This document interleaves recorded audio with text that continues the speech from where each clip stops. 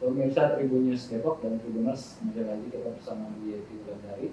Tadi Bu Yeti sudah cerita banyak tentang kiprahnya membangun Kota Depok melalui anggota DPRD Kota Depok. Nah, ada yang lebih seru yang tadi saya bilang nih, namanya asmara itu pasti lebih seru. Bu bisa cerita nggak dulu gimana sih bisa ketemu sama suami? Iya, jadi saya pada saat itu ketemu suami ini kebetulan kalau di kampus ini kan saya sebagai salah satu pengurus senat. Oh, pengurus Iya, senat. salah satu pengurus senat, dan saya pada saat mahasiswa angkatan baru saya sebagai ketua dari panitia ospek. Oke. Nah, pada saat itu memang ada anak-anak baru yang memang harus di ospek dan harus melakukan sesi interview atau wawancara. Mereka interview setelah melewati beberapa meja, setelah itu ujungnya adalah dari ke saya. Nah, setelah saya menginterview beberapa adik-adik mahasiswa, pada saat saya keluar dari ruangan senat, saya melihat ada salah satu mahasiswa ya yang memang berpakaian memang sangat rapi, kotak-kotak dengan rambut yang sangat klinis, ala tentara. Gitu. Nah, karena saya tahu saya nggak pernah melihat, saya yakin adalah anak mahasiswa baru, makanya dengan kena ala-ala gaya senior, saya langsung bilang, kenapa nggak ikut ospek, kenapa nggak interview, masuk ke nanti gitu kan. Nah itu saya langsung biasa gaya-gaya senior yang arogan-arogan dikit muncul. Nah di situ setelah itu beberapa saat kemudian pada saat kami rapat untuk panitia ospek, ditegur saya oleh senior saya yang di atas saya dan bilang, kau jadi tadi kau minta adikku ikut ospek ya? Yang mana bang? Ternyata ditunjuklah itu. Oh iya bang, kan anak baru ospek, saya bilang gitu. Nah, kau nggak tahu, nggak perlu di ospek, dia udah di ospek, dia nggak tahu di akmil. Jadi ternyata suami saya itu sebelum kuliah di Pancasila, di Fakultas Hukum, beliau menyelesaikan dulu di Akademi Militer di Magelang. Setelah itu mengambil kuliah di Fakultas Hukum. Nah dari situlah mungkin perkenalan. Karena suami saya juga pada saat itu juga sempat bicara, ini belagu banget nih cewek, nggak tahu apa nih, saya 3 tahun guling-guling di Magelang, dia cuma nyuruh ospek lari-lari begitu aja gitu. Itu sampai waktu itu sempat ngomong dengan sendiri seperti itu kan. Nah itu yang akhirnya saya pada saat itu sih masih proses biasa karena saya pikir ya udah gitu kan. Tapi kan harus, saya bilang tetap mau, tapi harus bang gini.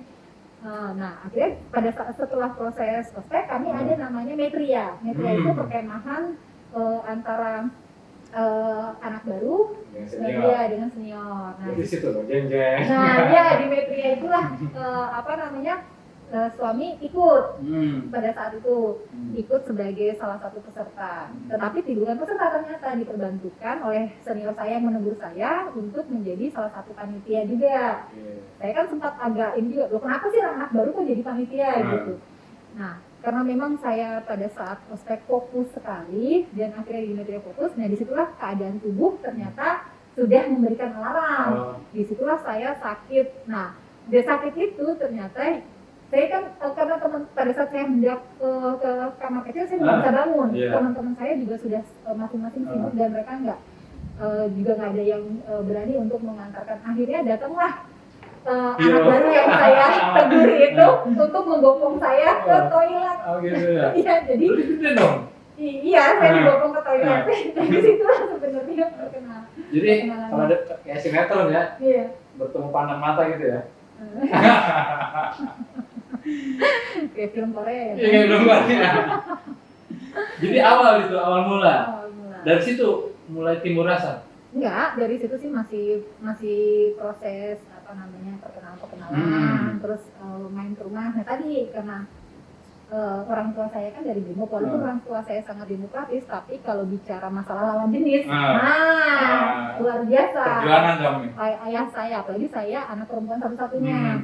Jadi setiap ada yang datang ke rumah itu, kalau mereka itu pasti cukup datang ke rumah, besoknya nggak berani datang. Oh gitu ya? Karena pasti berarti beneran ya, bukan di film aja ya? Iya, karena ujian dari ayah saya tuh lumayan, selain ayah saya menginterview sangat detail, juga mungkin ada perlakuan yang tidak mengenakan lah dari mungkin ayah saya supaya yang datang ke rumah itu segera pulang. Nah, ternyata suami saya itu lolos semuanya, walaupun berkali-kali ayah saya melakukan interview, ayah saya juga bersikap yang tidak menyenangkan, tetapi berikutnya datang kembali seperti itu. Berarti yang nembak duluan siapa? Suami. Oh, suami. Luar biasa. Jadi Bu Yeti ini memang perempuan yang luar biasa. Selain punya kita ternyata punya kisah asmara yang cukup lucu juga, cukup unik. Baik. Nah, setelah bertemu, beliau ini kan masih menjadi anggota dewan.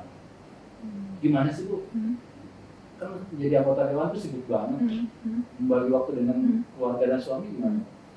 Ya, alhamdulillah, karena mungkin alhamdulillah ini periode yang ketiga mungkin sudah lebih bisa menyesuaikan ya Bang. Pada saat periode pertama itu putra saya baru 2 dan pada saat itu saya ingat anak-anak saya masih berusia SD. Nah, di situ memang saya akhirnya berkomitmen kepada suami, jadi suami memperbolehkan saya untuk menjadi anggota dewan apabila saya tetap memfokuskan keluarga, karena keluarga adalah nomor 1. Jadi memang saya banyak hal-hal atau trik-trik yang saya lakukan. Pada saat anak saya harus menghadapi ujian, pastinya ada hal-hal yang berkaitan dengan kunjungan keluar daerah, saya tidak pernah ikut. Karena saya fokus untuk menemani mereka belajar. Pada saat anak-anak saya harus atau ada kegiatan yang harus mengharuskan orang tua hadir, otomatis saya dahulukan. Begitu pula pada saat saya harus reses ke lapangan dan biasanya saya mengajak mereka untuk mereka bisa paham apa sih tugas dari ibunya sebagai anggota dewan. Nah, di tahun 2012 saya melahirkan anak ketiga. Nah, ini pun setelah melahirkan, karena memang saya ingin memberikan ASI eksklusif, jadi saya membawa anak saya selama rapat. Jadi saya tetap memberikan ASI eksklusif selama anak saya rapat, saya bawa. Jadi sampai saya bertugas ke luar daerah pun, anak saya umur 3 bulan sudah saya bawa, karena saya nggak ingin lepas dari ASI-nya. Gitu. Sampai umur 2 tahun ya, hampir 2 tahun Bang anak saya. ASI itu ya? Iya, saya tetap berikan ASI. Nah, ini yang juga saya sosialisasikan kepada ibu-ibu posyandu. Jadi saya memberikan bukti bahwa saya pun melakukan loh Bu, walaupun saya bekerja, tetapi saya juga memberikan ASI kepada anak. Ya, tidak ada yang tidak mungkin. Itulah seperti itu kan, kita harus memberikan contoh sebelum mereka melakukan. Gitu kan, kalau hanya sekedar bicara kan terkadang banyak yang juga tidak bisa mengikuti. Nah, akhirnya putri saya pun juga lebih banyak menemani saya pada saat, jadi saya lebih banyak memberikan pelajaran sekolah kepada putri pada saat saya juga bertugas memimpin rapat atau ikut rapat atau saya harus bertugas keluar daerah. Nah, ini berikutnya pada saat saya harus mengunjungi wilayah-wilayah yang terdampak, misalnya ada yang banjir dan sebagainya, saya sering menggendong anak saya pada saat itu sambil saya bawa. Karena saya ingin menunjukkan kepada khususnya teman-teman perempuan bahwa kita perempuan bekerja di sektor publik itu masih bisa menjalankan kewajiban sebagai ibu. Ya, karena biar bagaimanapun kewajiban kita memang ibu, tetapi kita juga sebagai anak bangsa juga harus memberikan sumbangsi kepada bangsa dan negara kita. Luar biasa. Contoh yang luar biasa nih. Jadi kalau ada ibu muda yang beralasan sibuk dan memberikan ASI kepada anaknya, nonsen. Contohnya ada. Baik pemirsa, jangan kemana-mana dulu. Kita akan wawancara dengan topik yang lebih hangat, ya. Oke pemirsa.